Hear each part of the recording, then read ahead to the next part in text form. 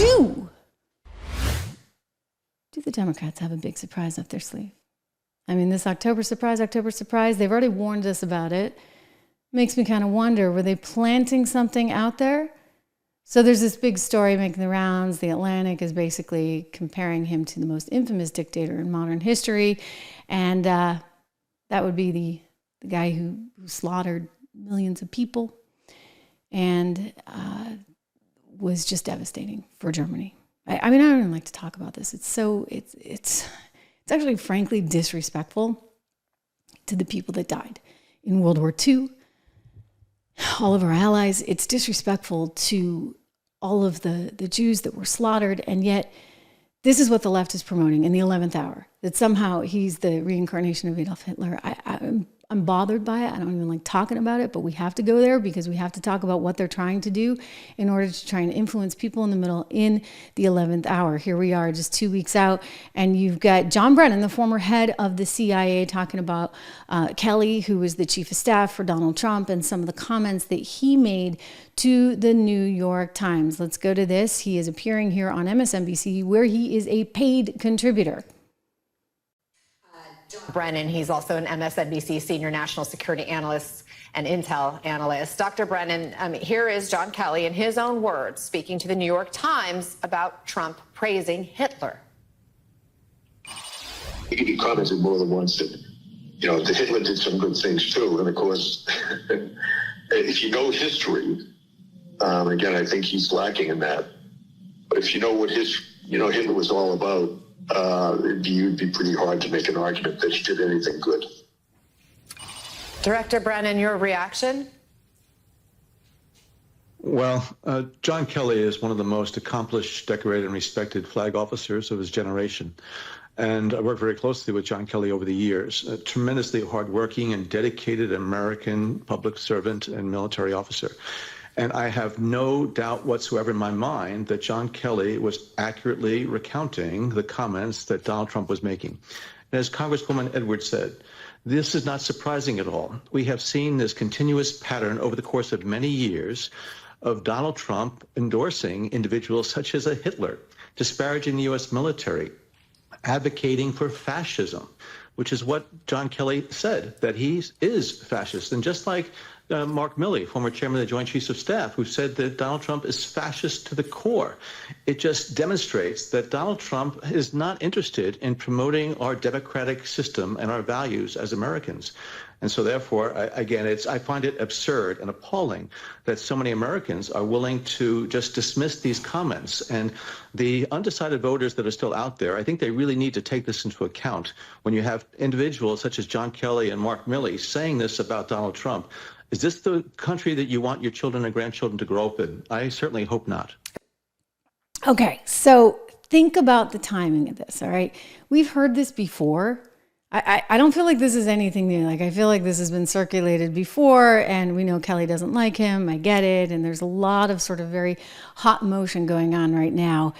And, did Trump say this or not say this? I think Kelly made an interesting point that he doesn't necessarily, maybe quite understand. Like, you say something like that and it can be taken out of context, okay? Like that, it can be taken out of context.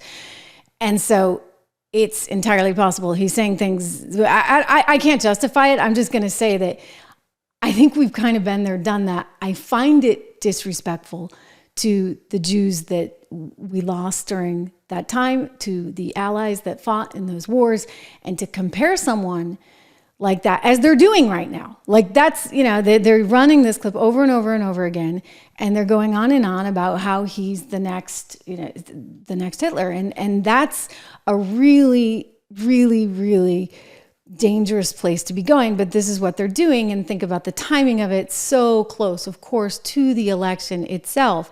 So it has some people saying, is this the October surprise? I mean, the article, big article in the Atlantic, written by Jeffrey Goldberg, who clearly has his political bent, was in some ways kind of a hit job. And the timing is that of a hit job. And my friend Mark Halpern, who hosts a podcast, he was talking about this on his program.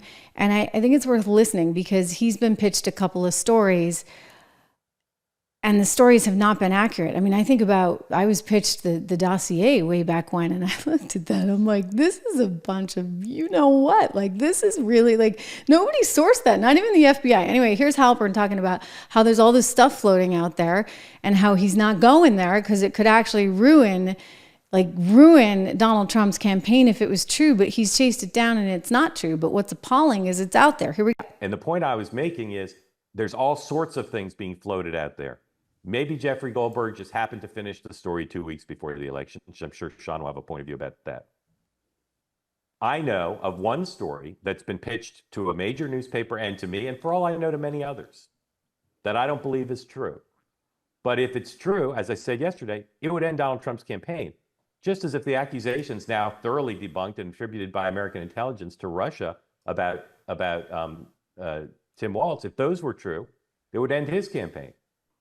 What we're seeing in the final days, is the point I was making, is actors who want a certain outcome are on social media and in pitches to reporters, and in the case of The Atlantic, Jeffrey Goldberg writing himself, are trying to affect the end of the race because they're so desperate to try to pull a Comey. I'm not pursuing the story. I don't think it's true. People in Mar-a-Lago, calm down. All I'm saying is there are people out there pitching stuff. And if it were true, it would end his campaign. But if someone pitched me a story that said Trump is a Martian, that might not end his campaign. People might think that's cool. You get my point. There's stuff like that. Yeah. Okay, there's stuff like that. And that's what happens. And that's why journalism has become so seedy and so awful. And it's hard to trust anyone in the media because there's all the, you have to think about it. And as a journalist, I think about it all the time. Like when someone tries to pitch me something, it's like, you got to understand everybody's viewpoint, right? Because everybody has their bias. And so your job as a journalist or as a commentator, but certainly as somebody who's going to write up an article and try and present something as fact, is you got to have all those facts. You really got to do your due diligence. And what's scary is that in this day and age, they're not doing their due diligence. I mean, think about New York Post, right? And the laptop from HELL that belonged to Hunter Biden. And yet the guy that you just saw on MSNBC, John Brennan, former head of the CIA, along with a whole bunch of other guys, former deputy director of the CIA, Mike Morell, he did this at the request of our now Secretary of State, Anthony Blinken, who wanted 51 ex-spooks, all a bunch of hacks, scraping by at the likes of a paltry little MSNBC job. That's how you pay the bills? Okay.